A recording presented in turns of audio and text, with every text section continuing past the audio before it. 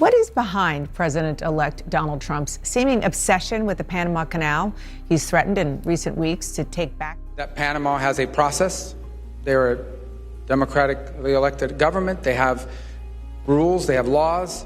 A waterway that moves trillions in trade, now brought to a halt.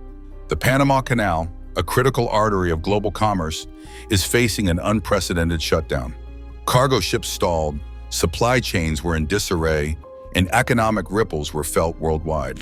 But beneath the surface, there's more at play than just logistics. Whispers of political power struggles and hidden agendas are growing louder.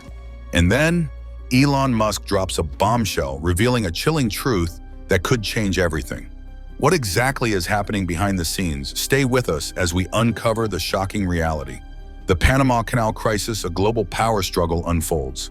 Imagine a world where one of its most critical trade routes suddenly ceases to function. No ships slicing through its waters, no goods smoothly moving from continent to continent, and no steady flow of commerce. Instead, a ripple of chaos spreads, economies shake, and global leaders are left scrambling for solutions. This isn't a hypothetical disaster. It's the unfolding reality at the Panama Canal. For over a century, this man-made marvel has been a gateway between the Atlantic and Pacific, carrying over 1 billion tons of goods annually. Without it, supply chains suffer, businesses falter, and industries worldwide feel the impact. But today, this vital artery is more than just a logistical bottleneck. It's the center of a geopolitical storm. Why? Some claim this isn't just about climate challenges or trade inefficiencies. Whispers of political maneuvers and power struggles have grown louder, and speculation is mounting that global superpowers are using the canal as a pawn in their strategic games. Recent statements from top U.S. officials have only added fuel to the fire. On January 30th, U.S. Secretary of State Marco Rubio made a stunning claim.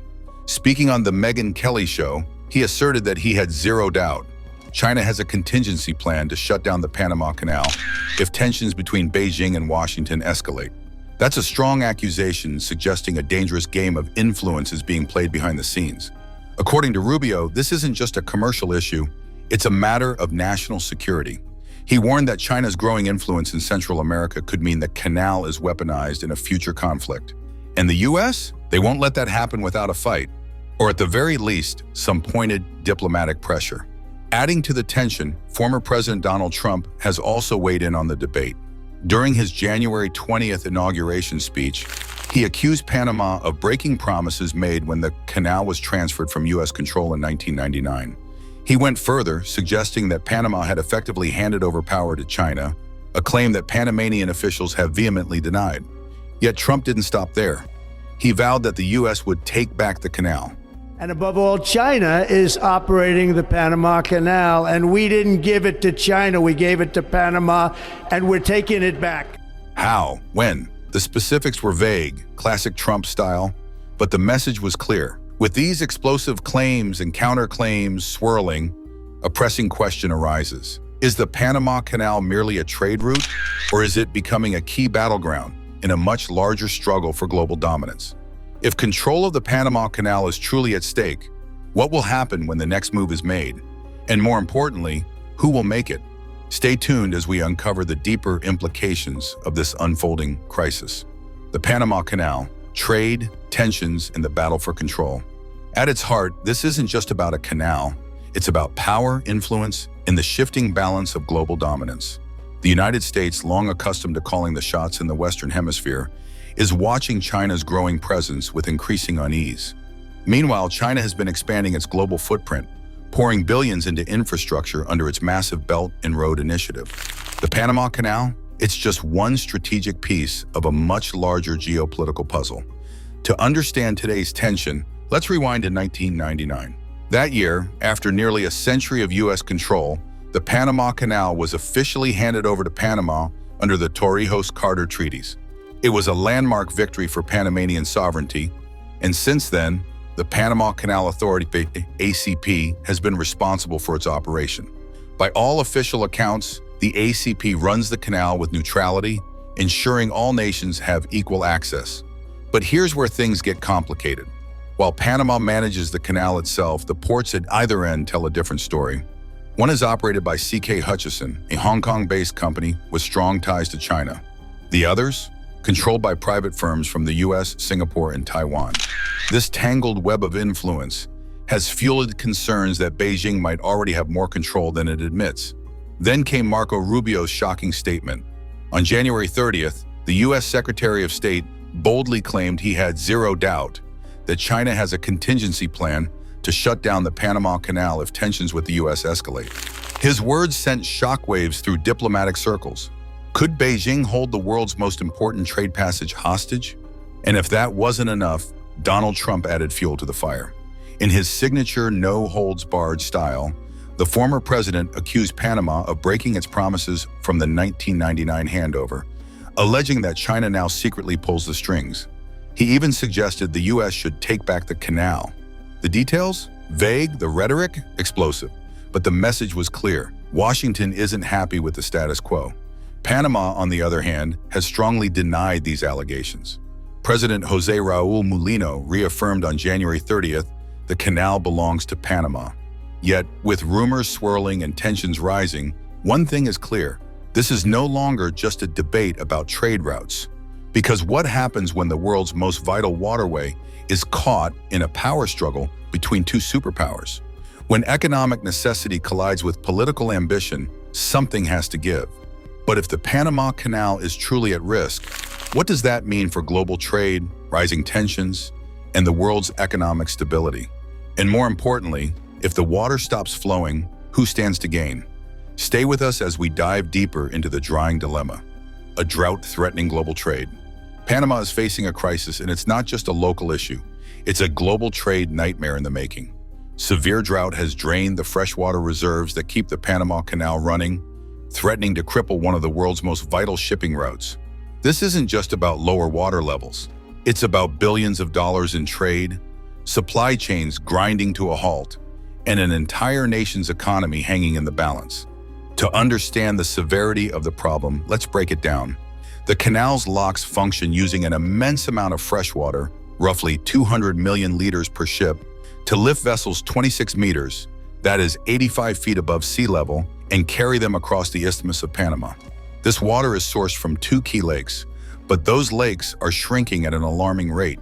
In 2019, the amount of fresh water available for the canal's operations dropped to just 3 billion cubic meters, far below the 5.25 billion cubic meters required. Climate change, El Niño, and other environmental factors have intensified the crisis, and experts warn that without intervention, things could spiral out of control. Why does this matter beyond Panama's borders? Because the global economy depends on this canal. In 2022, more than 14,000 ships carrying 518 million tons of cargo passed through, generating a staggering $2.5 billion in revenue for Panama. If the canal's capacity is reduced or shut down, shipping companies would have no choice but to take longer, costlier routes, such as detouring around the Cape of Good Hope. This would mean higher shipping costs, longer delivery times, and rising prices on everyday goods, from electronics to fuel to groceries. And that's just the trade side of the issue. The canal also supplies fresh water to over half of Panama's 4.5 million residents. With urban areas expanding, water demand has skyrocketed, leading to conflicts between local communities and canal authorities. Protests have already erupted, and some fear they could escalate if the government fails to act. Making matters worse, Luz de Calzadilla, head of Panama's Meteorology and Hydrology Institute, has warned that El Niño will likely reduce rainfall even further. Translation: the crisis isn't just here, it's getting worse. There's no quick fix. Possible solutions include building desalination plants, improving water conservation, or redesigning the canal's operations to reduce water waste. But these projects require time and money, two things Panama doesn't have in abundance. Meanwhile, major shipping companies are already exploring alternative routes, which could shift global trade patterns in unpredictable ways. This isn't just about water, it's about power, economics, and survival. And as the crisis deepens, one thing becomes clear. When nature strikes, even the greatest human engineering feats can crumble. As nations scramble for solutions, a surprising voice has entered the conversation. One of the world's most influential tech moguls has something to say about the crisis, But what exactly is Elon Musk's take on the Panama Canal dilemma? And does he have a radical solution up his sleeve? Stay with us as we dive into his bold vision.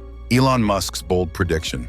A new twist in the Panama Canal debate. Elon Musk, the billionaire known for revolutionizing industries from electric vehicles to space travel, and of course his unpredictable social media antics, has once again inserted himself into a global debate.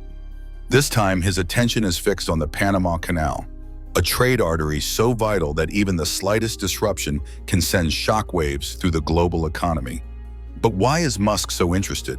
As the head of Tesla, SpaceX, and several other ventures, Musk understands better than most how fragile supply chains can be. A single bottleneck in a key shipping route like the Panama Canal can slow down industries across the world, from car manufacturing to consumer electronics. When goods take longer to reach their destinations, costs rise, and businesses scramble for alternatives. The canal's importance is undeniable, and any crisis surrounding it is bound to capture the attention of global leaders. However, Musk being Musk, he didn't issue a long-winded statement or hold a press conference. Instead, he took to X, formerly known as Twitter, and posted a simple yet cryptic message. 2025 is gonna be so lit. No context, no explanation, just enough ambiguity to send the internet into a frenzy of speculation. His comment came shortly after former President Donald Trump reignited controversy by suggesting the U.S. should take back control of the canal, even going so far as to unofficially rename it the United States Canal. During a speech at America Fest in Arizona, Trump accused Panama of charging unfairly high fees and allowing too much Chinese influence over the passage. Has anyone ever heard of the Panama Canal? He asked the crowd as if revealing a secret. Because we're being ripped off at the Panama Canal, just like we're being ripped off everywhere else. To hammer his point home, Trump later posted an image on Truth Social featuring an American flag draped over a waterway captioned, "Welcome to the United States Canal." Subtle? Not in the slightest. But Trump didn't stop at bold claims and dramatic visuals. He went further, accusing Panama of failing to honor the 1907 treaties that transferred control of the canal back to the country after decades of U.S. oversight. Whether his allegations hold any legal weight or this is just another chapter in his ongoing America First narrative remains unclear. So where does Musk fit into this? His vague yet loaded comment could be a nod to an impending geopolitical clash over the canal. Or perhaps he's hinting at an entirely new venture, an innovation that could disrupt global shipping as we know it. Or in classic Musk fashion, maybe he's just stirring the pot for fun. One thing's for sure, when Elon Musk makes a cryptic statement, the world pays attention.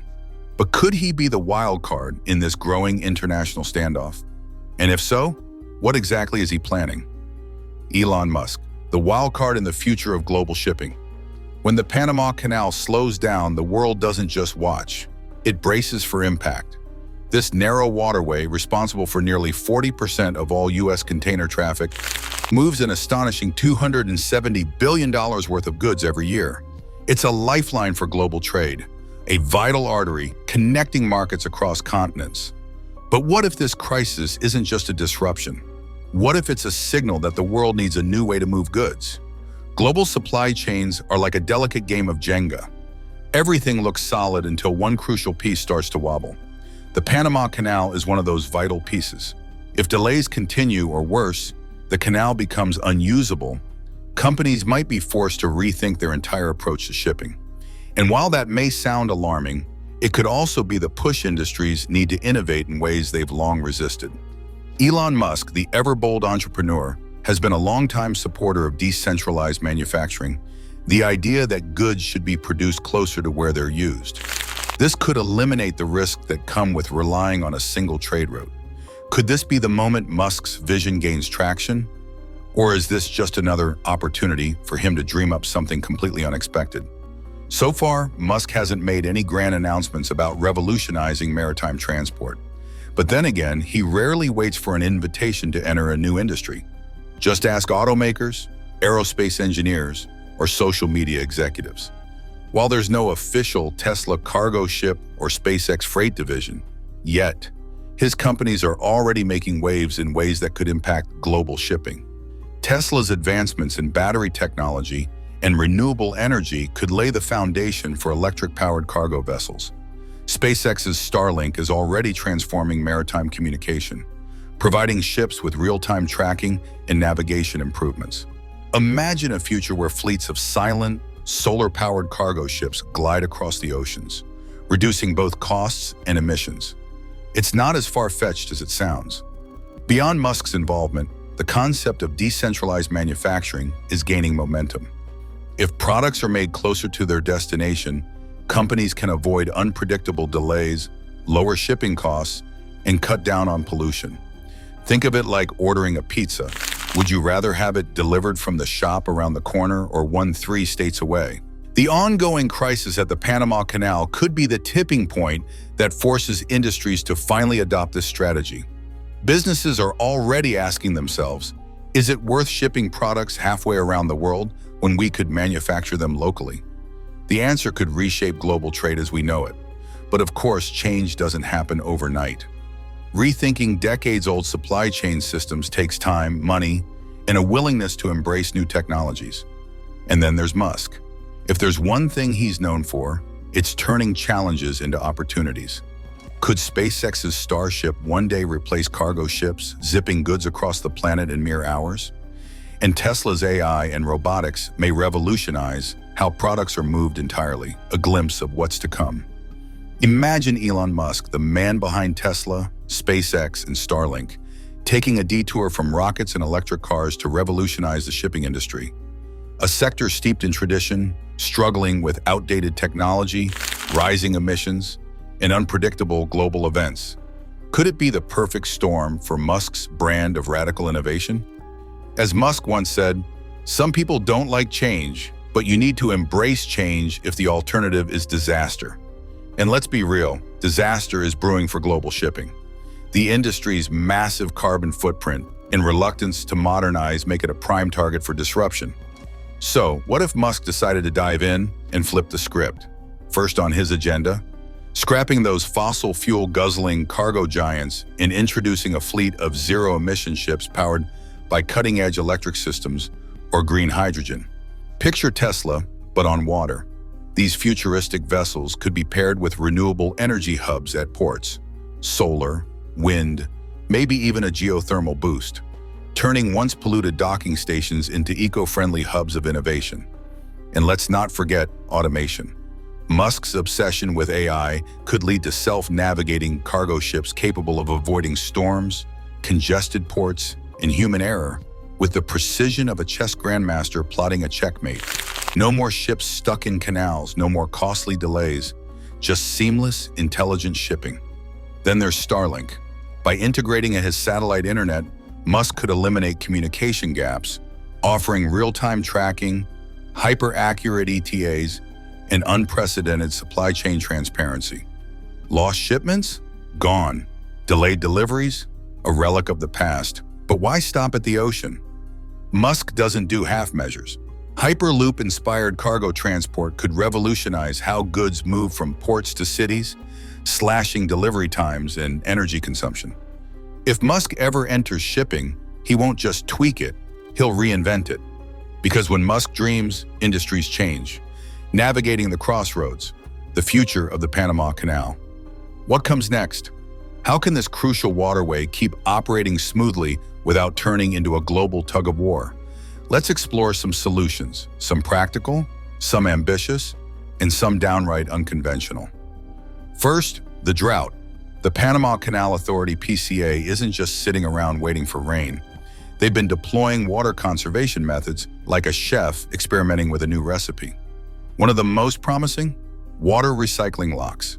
These high-tech locks help reuse water, preventing the canal from drying up like an abandoned houseplant. Another approach is the Rio Indio Dam project, designed to create a massive reservoir to supply water during dry spells. On paper, it sounds like a game changer. In reality, though, it comes with a hefty price tag and a timeline that feels longer than a never-ending road trip. Great for long-term stability, not so great for immediate relief.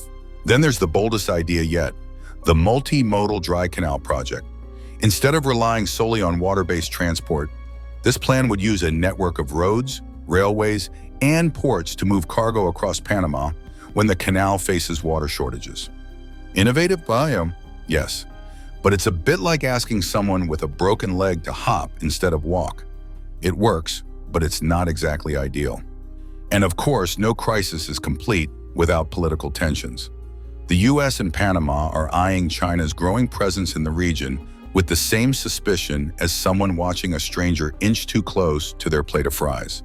Keeping the canal neutral and accessible to all is critical, but maintaining that balance requires some serious diplomatic footwork. So how do you keep this from turning into a geopolitical standoff? Some believe the answer is simple: talk it out. The US and Panama may need to sit down for some classic diplomacy, maybe over coffee or something stronger, to hash out concerns over China's influence. But words alone won't cut it. Transparency and cooperation are the real secret ingredients here. Panama could step up as a mediator, ensuring that all players, whether the US, China, or others, are aligned on the canal's operations and security. Imagine it as couples therapy for nations: regular check-ins, mutual respect, and clear communication to keep everyone on the same page. Solving the Panama Canal crisis isn't just about fixing one issue. It's about juggling multiple moving parts while avoiding catastrophe. Engineering ingenuity will be crucial for managing water shortages, while diplomatic finesse will be key to maintaining stability on the world stage. What do you think? Is this cocktail of solutions enough to keep the Panama Canal afloat? Let's hear your thought in the comments section.